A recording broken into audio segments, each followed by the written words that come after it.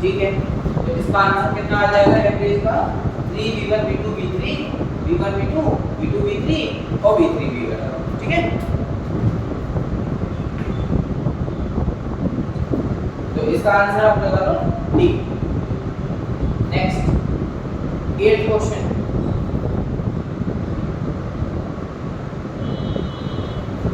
Direct theory का question इस तरह से एनडीए में बनता है। वृत्तीय पथ पर गतिशील वस्तु की बिना फिसले गति करने के लिए आवश्यक शर्त क्या होगी? बताओ सोचकर। जब सर्किल में चलेगा तो mv स्क्वायर पर r फोर्स लगता है, भाई सेंटीमीटर फोर्स कहते हैं अभी केंद्रीय बल, ठीक है। फिसलना नहीं है, तो फिसलना नहीं होगा तो क्या होना चाहिए? जो आपके पास फ्रिक्शन फोर्स लगेगा, फ्रिक्शन फोर्स क्या होता है? F is equal to mu R, R की वैल्यू क्या होती है? mg। तो ये वैल्यू किसके बराबर होनी चाहिए? बराबर होनी चाहिए, ज्यादा होनी चाहिए, छोटी होनी चाहिए, पूछ रहा है रिलेशन। भाई देखो ये कोण आर से तो कोई लेना देना है ही नहीं। फोर्स क्या होता है? जब कुछ ये ऐसे सर्किल में सेंटीमीटर फोर्स लगता है इस पे, तो F is equal to mv square upon r। तो अगर mv स्क्वायर अपॉन r ज्यादा लगेगा तो अंदर की तरफ गाड़ी चल जाएगी। तो फ्रिक्शन क्या होना चाहिए? फ्रिक्शन जो लग रहा है F equal to mu r mu mg, इसका मान क्या होना चाहिए? इससे ज्यादा होना चाहिए। तो इसका मतलब आंसर होगा म्यू mg ग्रेटर देन हो सकता है, इक्वल भी हो सकता है mv स्क्वायर बाय r के, तभी तो बैलेंस करेगा ये इसको, ठीक है कि नहीं? बिल्कुल ठीक है। चलिए समझ आ गई भाई? सेंटीमीटर दो कॉन्सेप्ट लगे इसमें, सेंटीमीटर फोर्स लगा और एक फ्रिक्शन फोर्स लगा। नाउ नेक्स्ट थ्योरी का क्वेश्चन पढ़ेंगे इसको ढंग से, सोच के आंसर बताना। ऑनलाइन में बच्चों को दिख रहा होगा, इसको और बड़ा कर देते हैं।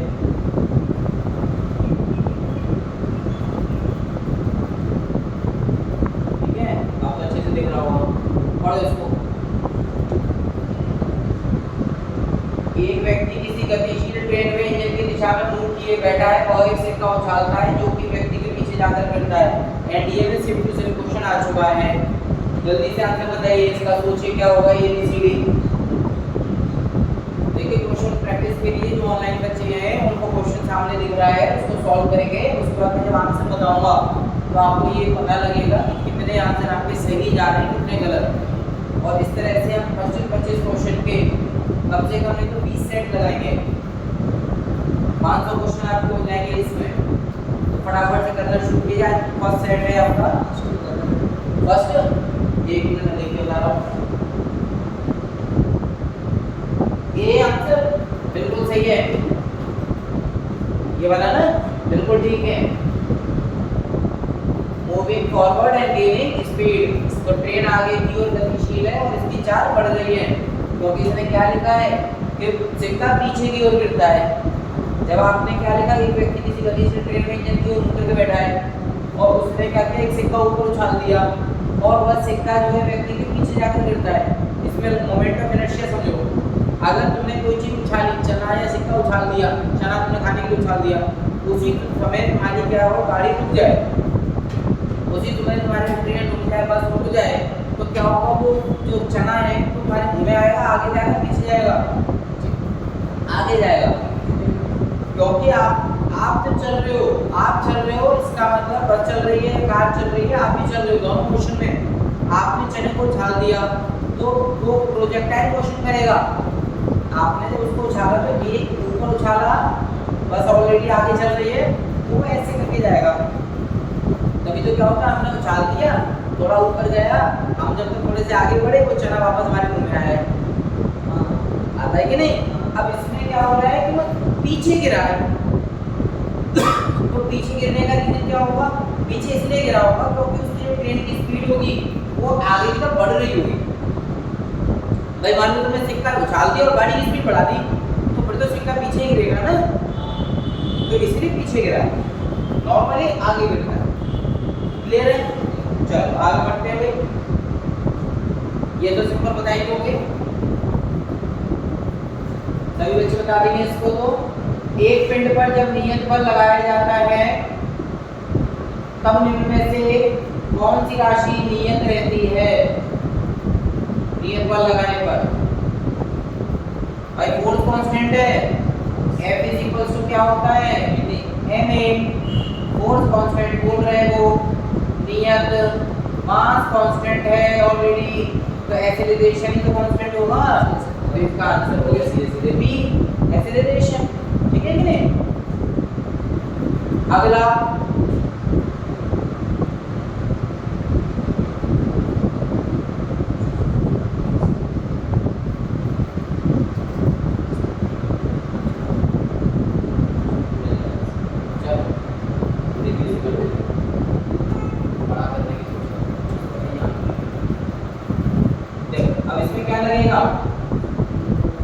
फॉर्मूला बताओ।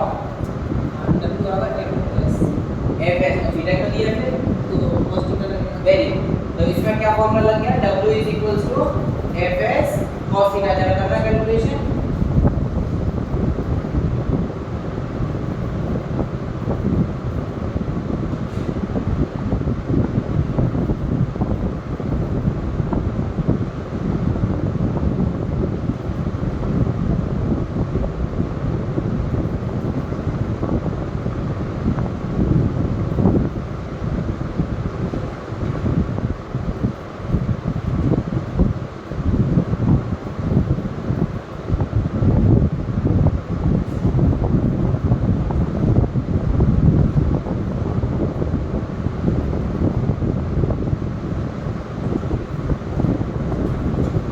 हर सेट में 25 क्वेश्चन करेंगे और ऐसे 20 सेट कर लेंगे।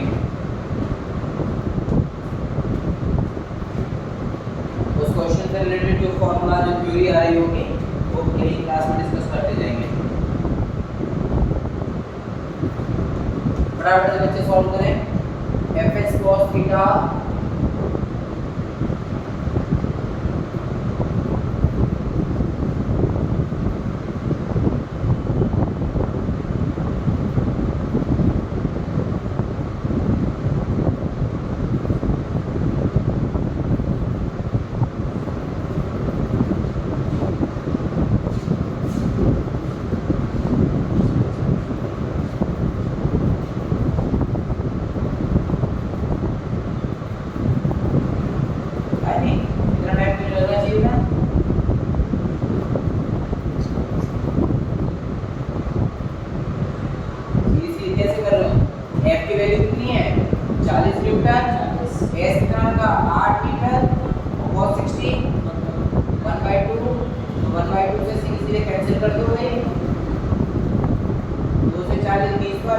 कितना हो गया 160 आ गया। आंसर 160 निकाल गया।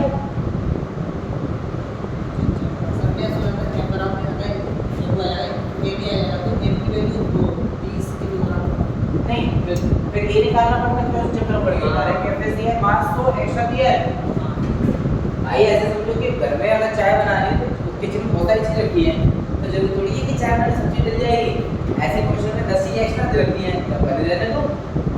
जो चीज आपके इस्तेमाल में आएगी आप उसी को इस्तेमाल करोगे। आप ऐसा तो कभी नहीं कर सकते कि चाय बन रही है और घर में तो हमने हींग भी रखी है, अजवाइन भी रखी है, हमने चाय में चाय पत्ती डाल दी, चीनी भी डाल दी, अजवाइन डाल दी। जो दिया है दिया बहुत कुछ होगा।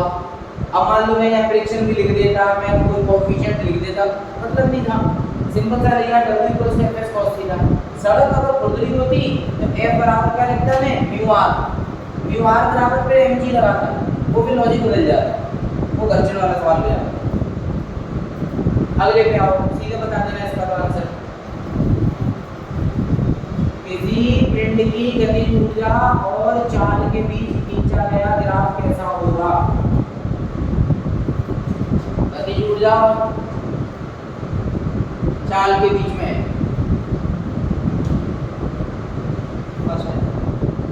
क्यों? रीजन बताओ।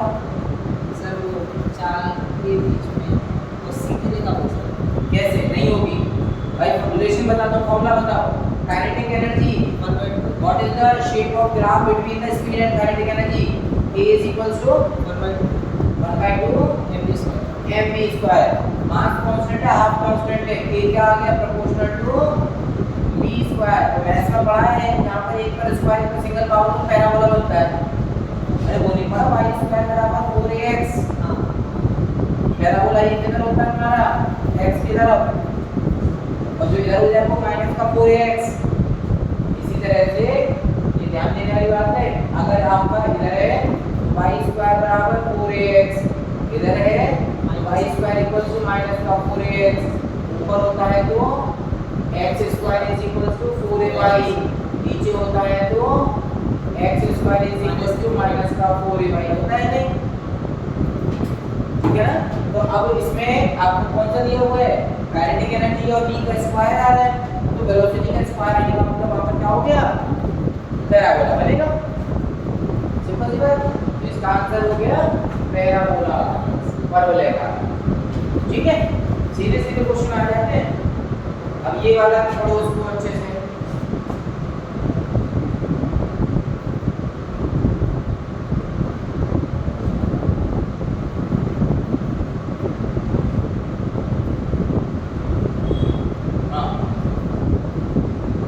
यदि मान लिया जाए कि पृथ्वी का गुरुत्वाकर्षण अचानक से लुप्त हो जाता है, तो निम्नलिखित में से कथन सही कौन सा है। वस्तु का भार शून्य हो जाएगा, द्रव्यमान वही रहेगा। वस्तु का द्रव्यमान शून्य हो जाएगा, भार वही रहेगा। वस्तु का द्रव्यमान एवं भार दोनों शून्य हो जाएंगे, वस्तु का द्रव्यमान बढ़ जाएगा। Suppose that the force of earth gravity suddenly disappear, so choose the correct answer out of the following statement. The weight of the body will become zero, but mass remains the same. The mass of the body will become zero, but the weight remains the same. Both the mass and weight will remain the same. Mass and weight will remain the same. B. वस्तु का द्रव्यमान शून्य हो जाएगा, भार नहीं रहेगा, ये तो हो ही नहीं सकता। अरे द्रव्यमान कब शून्य हो जाएगा, भार। अच्छा फर्क पता है मास और वेट में। द्रव्यमान क्या होता है आपका, आंसर वेट होता है, नहीं होता। द्रव्यमान वेट कैसे हो जाएगा, वेट होता है भार, दोनों में इंग्लिश में लिखा है क्वेश्चन। वेट होता है भार, भार मतलब mg, जो ग्रेविटी हमारे ऊपर लगाती है, w = mg, जो हम किलोग्राम वेट में नापते हैं। अगर किलोग्राम बोलोगे तो द्रव्यमान, किलोग्राम भार बोलोगे तो वेट है। तो वेट w डिपेंड करता है ग्रेविटी पे। तो अगर ग्रेविटी जीरो हो गई, विलुप्त हो गई, ग्रेविटी में लगी नहीं रही है, तो भार जीरो हो जाएगा। इसका एग्जांपल क्या है, लिफ्ट टूट जाए। अब अगर लिफ्ट टूट जाती है, जैसे तुमने लिफ्ट वाला केस में बता दूं कि इसमें कोई ये पर्सन है, ठीक है, और ये लिफ्ट अचानक से यहाँ से क्या हो गई, ब्रेक हो गई, तो इस कंडीशन में क्या होगा, एक्सेलरेशन ग्रेविटी के बराबर हो जाती है। इसका जो भार होता है w रेस्ट तो जीरो हो जाता है। आभासी भार जीरो होता है, द्रव्यमान तो साथ में होगा ना। तो आभासी भार शून्य होने के बाद क्या होगा, तो लिफ्ट टूटती हुई नीचे गिर रही है तो उसका भार शून्य होगा, आभासी। ऐसी हम बात करें स्पेस में, तो स्पेस में क्या होता है, सेम रीजन, भारीता का अनुभव होता है, वेटलेसनेस जिसको बोलते हैं, यही है, ठीक है ना। तो इसका आंसर क्या होगा, द्रव्यमान वही रहेगा, और कोई ऑप्शन है इसमें ऐसा, भार शून्य हो जाएगा, द्रव्यमान वही रहेगा, पहले ये the weight of the body will become zero but mass remains the same। चलिए नेक्स्ट क्वेश्चन पर बढ़ते हैं। अगला क्वेश्चन आगे में आया हुआ क्वेश्चन है, देखो तुमने सुना है कि नहीं, पढ़ो इसको। चंद्रमा पर वायुमंडल नहीं है, क्यों नहीं है, there is no atmosphere of the moon because it is closer to the earth, it revolves around the earth, it gets light from the sun। यानी ये पृथ्वी की परिक्रमा करता है, ये सूर्य से प्रकाश प्राप्त करता है। यहाँ गैस अणुओं का पलायन वेग उसके बल का मूल से कम होता है। फटाफट बताओ क्या होना चाहिए हमारे साथ।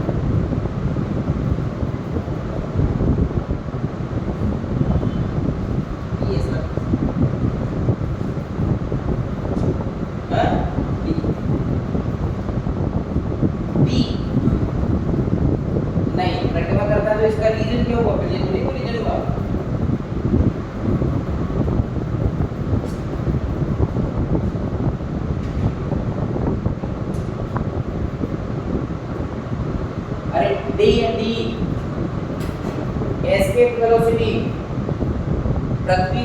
करते हैं पृथ्वी पर पलायन वेग कितना है बताओ। पलायन वेग पता है क्या होता है?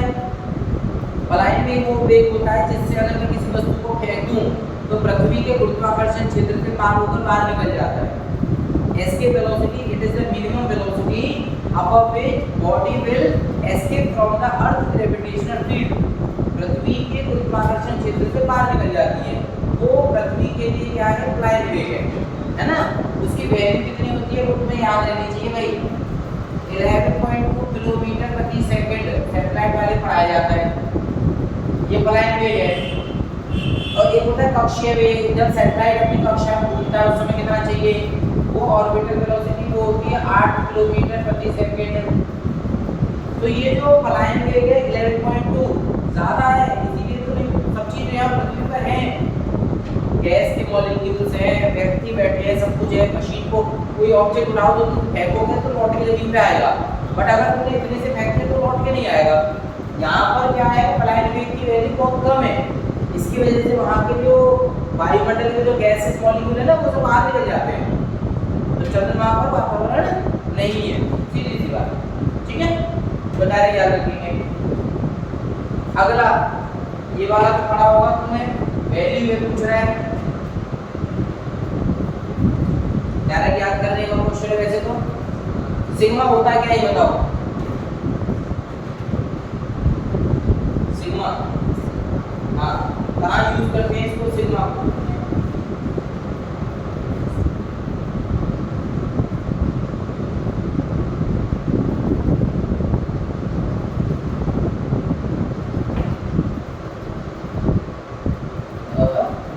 पॉइजन रेशियो नहीं पढ़ा? स्ट्रेस, स्ट्रेन, प्रतिबल विकृति, जहाँ प्रतिबल विकृति के बारे में पढ़ते हैं सिग्मा आता है पॉइजन रेशियो। तो किसी पदार्थ के लिए अगर सिग्मा का मान -12 है तो इसको याद कर लो, ये कैसा होता है? असममितीय।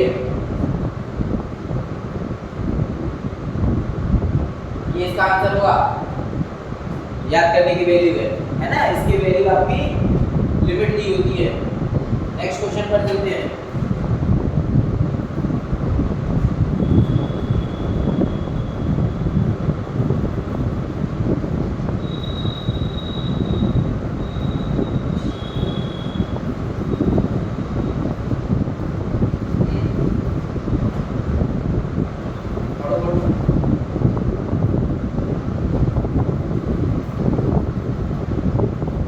पानी की एक बड़ी बूंद विभक्त होकर दो समान माप की बूंदें बनाती हैं, यानी एक बूंद टूटकर दो बड़ी बड़ी बराबर की बूंदें बन गई, तो कौन सा कथन सत्य होगा?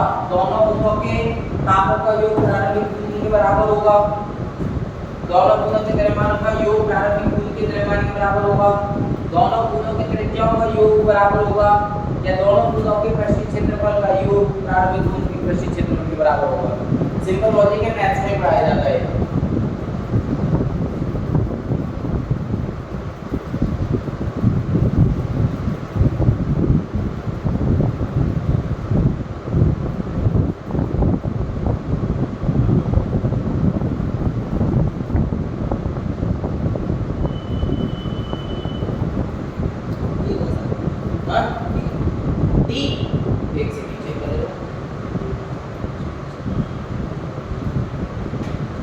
इंग्लिश वाला को पढ़वा देता हूँ, इंग्लिश वाले बच्चों को दिक्कत आ रही होगी। ये लो भाई, इंग्लिश में पढ़ लो।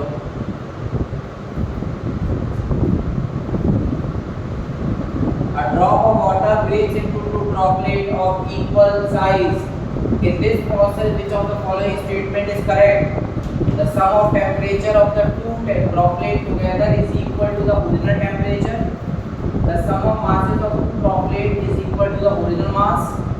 तीसरा है the sum of the radii of two droplets is equal to the radius of original drop. और फोर्थ है आपका the sum of the surface area.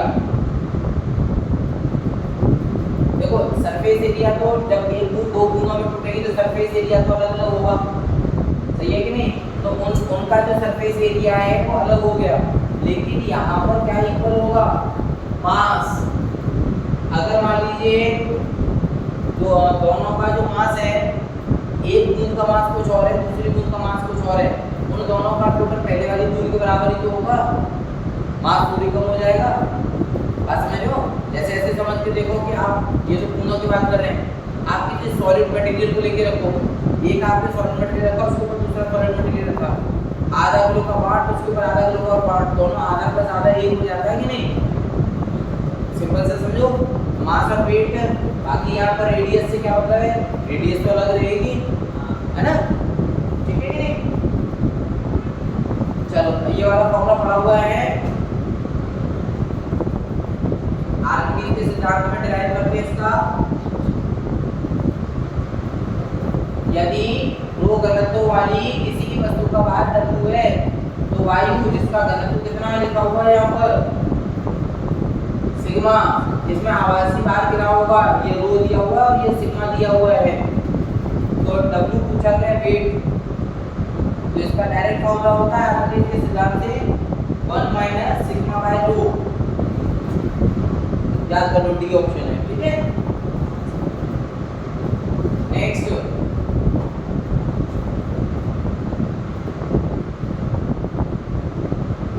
पढ़ो, आग बुझाने का कार्य निम्न में से किसके द्वारा अधिक प्रभावी ढंग से किया जाता है? जैसे पड़ोस में आग लग जाए, ठीक है, तो किससे बुझाओगे? गर्म जल डालोगे, ठंडा डालोगे, दोनों है, बर्फ डालोगे, क्या डालोगे? रीजन भी बताना।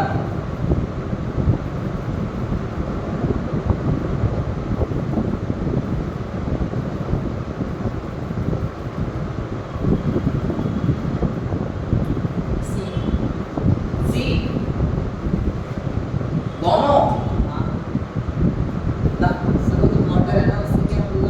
फर्क पड़ता है, फर्क पड़ता है, यही तो, अगर आग बुझाने में तुमने ठंडा पानी डाल दिया तो उसमें और भड़क हो जाएगी, हाँ, इसीलिए आग जब जलती है तो कंबल से या बालू से इसे बुझाते हैं। हम बात कर रहे हैं पानी से, तो पानी से क्या होगा, आपको गर्म जल लेना चाहिए, गर्म जल, हॉट वाटर।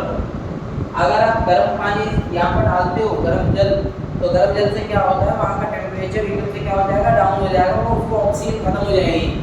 भाई आग जल रही है, क्यों जल रही है, उसको क्या मिल रहा है, ऑक्सीजन, तुम्हें उसकी ऑक्सीजन रोकनी है, या तो बालू डाल दो, आप किसी को व्यक्ति में आग लग जाएगी, एकदम तड़पड़ा है, तो तुम उसको कंबल से लपेट देते हो कि नहीं, जिससे उसको ऑक्सीजन नहीं मिल पाती, आग बुझ जाती है।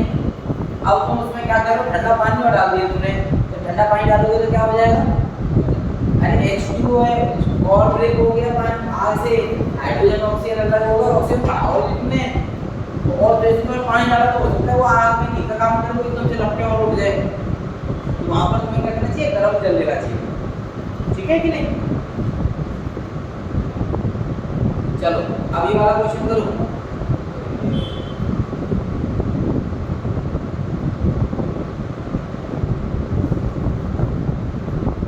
ये है न्यूटन लॉ ऑफ कूलिंग पे, बढ़िया सवाल, कि जैसे एक पिंड को 30 डिग्री तापमान वाले वातावरण में 62 से 61, यानी पहले टेम्परेचर कितना रखा गया है, 62 डिग्री सेल्सियस, और यहाँ से लेकर कितना आ रहे हैं, 61 डिग्री सेल्सियस, इतने में क्या टाइम लग रहा है, इतने में टाइम लग रहा है तुम्हारा T, है ना? और इसने बोला इसी वातावरण के तापमान में अगर तुम 40 डिग्री सेल्सियस से 45.5 डिग्री सेल्सियस तक, इसमें कितना टाइम लगेगा? तो बस न्यूमेरिकल नहीं है, थ्योरेटिकल क्वेश्चन है, तो मैं इसमें सिद्धांत में बता दूं, उन्होंने क्या कहा था न्यूटन लॉ ऑफ कूलिंग में, जैसे जैसे कोई चीज, किसी चीज का, वस्तु का ताप नीचे होता जाए, कमरे के ताप के बराबर, वातावरण के ताप के बराबर होता जाए, तो उसमें लगने वाला समय जो है बढ़ जाता है, मतलब समय ठंडे होने की जो दर होती है वो बढ़ जाती है, जो चीज़ जितनी गर्म होगी वो उतनी ज़्यादा जल्दी ठंडी हो जाएगी, और जो शांत होगा, जिसका टेम्परेचर कम होगा, कहते नहीं है जिसमें ज़्यादा गर्मी भरी होती है, कोई भी आता है उसे शांत करके चला जाता है ना, लड़ाई लड़ेगा, पिटाई करती, किसी ने शांत हो गया, जो जितना गर्म होगा वो शांति में उतना जल्दी होगा, और जो नर्म स्वभाव का होगा, यानी वातावरण के ताप का होगा, उसको ठंडा होने में धीरे धीरे समय लगेगा। अगर एक चाय है जिसका टेम्परेचर तुमने 80, 85, 100 रखा हुआ है, तो 100 से 90 आने में कम टाइम लगेगा, 90 से 80 आने में ज़्यादा टाइम लगेगा, 80 से 70 आने में और ज़्यादा टाइम लगेगा, तो टाइम बढ़ता जाता है। तो न्यूटन लॉ ऑफ कूलिंग के अकॉर्डिंग क्या रहता है वहां पर टाइम हमेशा बढ़ता है। तो टाइम और टेम्परेचर, जैसे जैसे टेम्परेचर गिरेगा, अगर इसका मैं ग्राफ बनाऊं तो ऐसा होगा, यहाँ से ये टाइम है और ये टेम्परेचर है, टेम्परेचर कम होता जाएगा, टाइम बढ़ता जाएगा, ये ग्राफ बनता है ऐसे करके, ठीक है। तो अंदाजा बताओ आंसर क्या होना चाहिए, सेम तो नहीं होगा, देख लो एक बार। अच्छा वो वैल्यू भी कम है इसलिए, हाँ अभी चेक कर लेते हैं।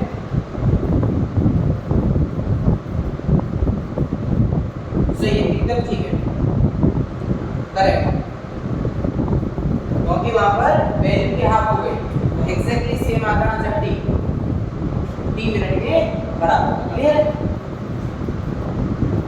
अगला 18 पे आ गए, ये क्वेश्चन समझ में आ रहा है कि पढ़ के बताओ।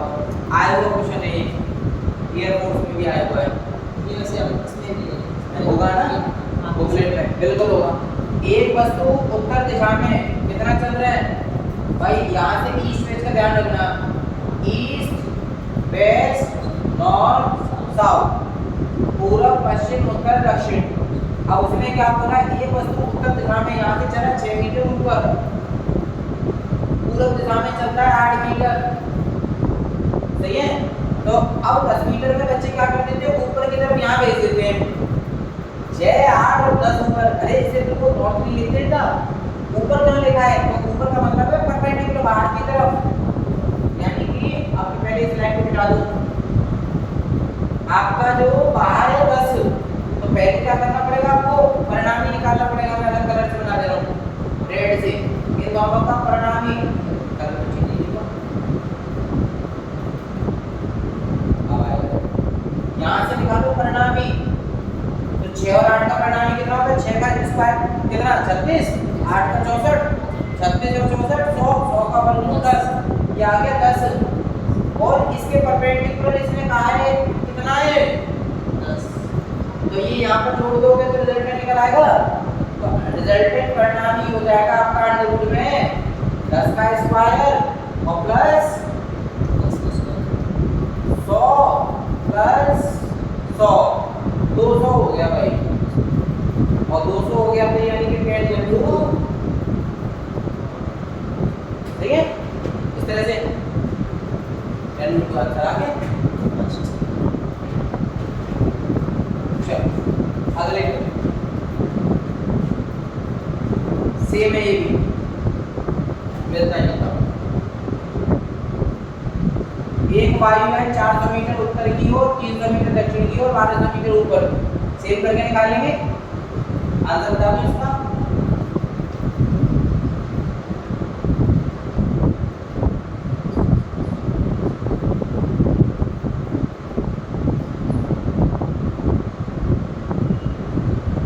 ठीक है, तो कंफ्यूजन तो बता रहे निकाल लेना, 2 का पहले स्क्वायर कर देना और फिर उसके बाद 1200 का दोनों हो जाएगा, वही उत्तर दक्षिण वही होता है, बिल्कुल सेम करके ट्राई करना, नहीं होता तो फिर डिस्कस कर लेंगे।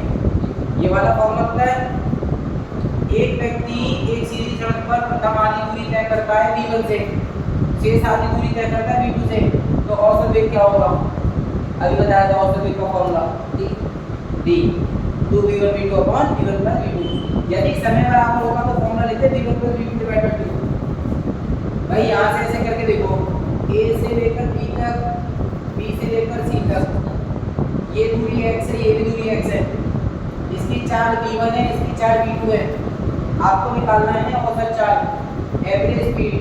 एवरेज स्पीड होती है total distance upon total time, कुल दूरी बटे कुल समय।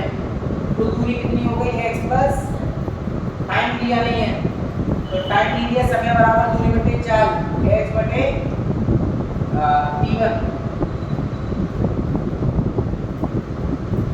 ये आ जाएगा आपका x अपॉन में v1 और x अपॉन में v2, ऊपर x प्लस x हो गया 2x, इनमें से x कॉमन ले लिया आपने, 1 upon v1 plus 1 upon v2, x cancel हो गया, v1 v2 पर चला गया तो 2v1 v2 आ गया, नीचे क्या आ गया v1 प्लस, बात में आ गई कि नहीं, ये हो गया 2v1 v2 upon v1 plus v2, ठीक।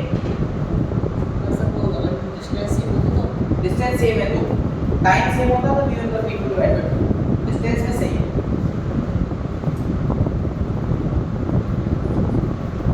ये वाला क्वेश्चन, एक लड़का 6 किलोमीटर दूर स्थित अपने स्कूल 2.5 किलोमीटर प्रति घंटे की रफ्तार से जाता है, इतने से लौट आता है, तो कौन सा फॉर्मूला लगाओगे? जब लड़का अपने घर से स्कूल गया होगा, ये उसका हो गया स्वीट होम घर, और यहाँ से वो चला गया स्कूल, तो इस घर से स्कूल पे जाने में जो दूरी होगी, लौटने में जो सेम दूरी होगी, दूरी बराबर हो गई, तो फॉर्मूला कौन सा लगेगा?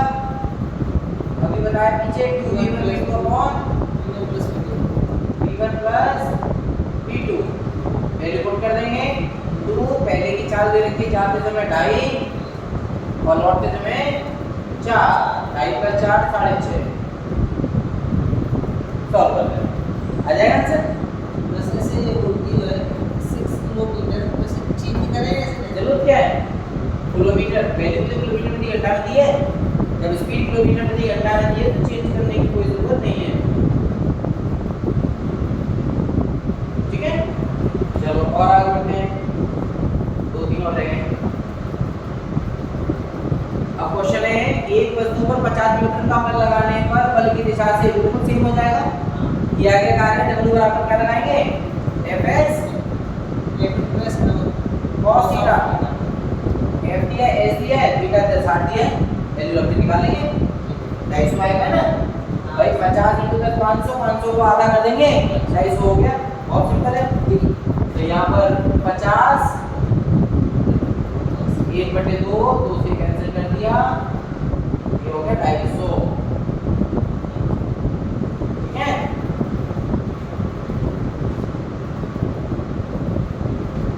अगला वेक्टर का क्वेश्चन, पढ़ाई वाला टर्नल प्रोडक्ट। टर्नल प्रोडक्ट में क्या होता है? ए और ए के बीच में एंगल कितना बन जाएगा? 0, और जब ए और ए के बीच में एंगल 0 बन गया तो यहाँ पर ये खत्म हो गया। ठीक है कि नहीं भाई? I डॉट I या फिर J dot J, K dot K 1 होता है। और अगर मैं I क्रॉस I पूछूं आपसे 0, J क्रॉस J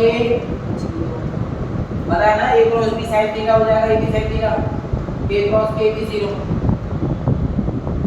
ठीक है, तो यहाँ से 0, A और ये दो वेक्टर जब सेम हो जाए, कोई भी, चाहे ये दोनों सेम हो जाते, ये दोनों हो जाते, कोई भी सेम हो जाए, इसका आंसर हमेशा क्या रहेगा? 0। ये वाला क्वेश्चन 24, इसकी मैं हिंट दे रहा हूँ कैसे करेंगे। देखो, आपको R दिया हुआ है वेक्टर, R वेक्टर कितना दिया हुआ है? 3i cap plus 2j cap और प्लस का 3k कैप, और F दिया हुआ है इसमें कितना? 2i कैप माइनस का 3j कैप प्लस का 4k कैप दिया है। अब आपको करना क्या है? बल आघूर्ण निकालना है। बल आघूर्ण का फॉर्मूला टाउ बराबर क्या होता है? R क्रॉस F होता है कि नहीं? तो टाउ बराबर R क्रॉस F में I J K, F cross R नहीं कर देना, पहले R क्रॉस F ही होगा। तो आपने R की वैल्यू पूछी 3 2 3 -2 -3 और 4 सॉल्व कर देना आंसर। इसको ओपन करना आता है ना, जब I को रखते हैं तो इसको हाइड करेंगे, इसको हाइड करेंगे, इनवर्स क्रॉस मल्टीप्लाई करेंगे, फिर J को हाइड करेंगे, फिर K को हाइड करेंगे। ठीक है, कोई कंफ्यूजन हो तो बता देना, आंसर दे दूंगा मैं इसके। नेक्स्ट लास्ट क्वेश्चन है ये हमारा 25 थ्योरी का क्वेश्चन है। आया हुआ क्वेश्चन है, प्रकाश की बूंदें गोलाकार होती है, इसका कारण क्या होता है? घनत्व, प्रस्तनाभ, वायुमंडलीय दाब, गुरुत्वाकर्षण, density of the liquid, surface tension, atmospheric pressure and gravity. Question है, why rain drops are spherical? जो बरसात की बूंदें होती हैं गोल होती क्यों हैं? तो उसका आंसर याद रखना, पृष्ठ तनाव के कारण, सरफेस टेंशन के कारण। सरफेस टेंशन उसको गोल कर देता है। बात समझ आ रही है? बाद में जब चैप्टर पढ़ाऊंगा तो सरफेस टेंशन क्या होता है, कैसे करता है। इसी पर एक क्वेश्चन आता है कि गर्म सूप और ठंडे सूप में से अच्छा कौन सा लगता है? गर्म। तो उसका कारण भी क्या है? प्रस्तनाभ है। टेम्परेचर बढ़ने से प्रस्तनाभ घट जाता है, घटने से क्या होता है? वो चारों तरफ फैलता है। तो गर्म सूप हो, चाहे एंटीसेप्टिक आपकी वो हो क्रीम है ना, डिटॉल, सेवलॉन, जब आप लगाते हो तो आपको एहसास होगा वो फैल रही है, तो उसका प्रस्तनाभ कैसे रखा जाता है? कम। तो कभी क्वेश्चन आ जाए कि डिटॉल, सेवलॉन का प्रस्तनाभ ज्यादा रखते हैं कम? ठीक है, क्लियर हो गया? जहाँ तक हमारे क्वेश्चन ही खत्म। बढ़िया, 25 क्वेश्चन हो गए, पहला सेट खत्म हो गया। जो बच्चे ऑनलाइन देख रहे हैं क्वेश्चन को प्रैक्टिस कीजिएगा। जिन लोगों ने हमारे चैनल को सब्सक्राइब नहीं किया है वो लाइक करके, शेयर करके सब्सक्राइब कीजिएगा। लाइक, शेयर, सब्सक्राइब करेंगे और कल से हम नेक्स्ट सेट करेंगे, सेट नंबर 2, और इस तरह से हमारी रहेगी 20 सेट्स करेंगे और सभी में 25 क्वेश्चन हो जाएंगे, 500 क्वेश्चन की प्रैक्टिस हो जाएगी। 500 क्वेश्चन में से आपके 25 क्वेश्चन आ गए, लगभग 25-30 आपके किसमें?